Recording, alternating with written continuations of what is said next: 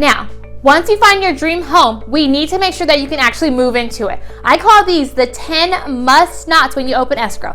You guys, over the years, I've seen buyers make these crucial mistakes after they've gone into contract on their dream home. Hi, I'm Latrice DeLuna, your Lake Forest and Mission Viejo real estate expert. And feel free to reach out to me if you'd like to go into more detail on any of the tips I'm about to give you right now. So, once you're in contract, don't do any of the following. 1, don't change jobs, become self-employed, or quit your current job. 2, don't buy a new car, van, or truck, or you just might end up living in it. 3, don't use any charge cards or let your accounts fall behind.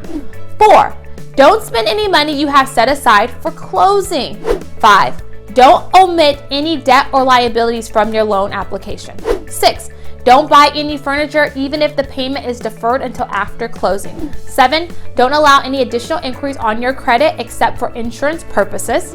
8, don't make any large deposits or take out any large deposits without first checking with your lender or your agent, hence me.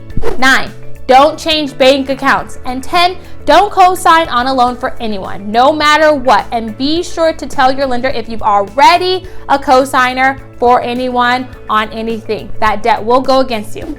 I hope this helps, and I want to make sure that you understand how to keep your dream home and actually close once I help you find it. Rest assured, I will make sure we can close on your home once you've gotten your offer accepted. I'm Latrice DeLuna, and as always, I'm happy to help.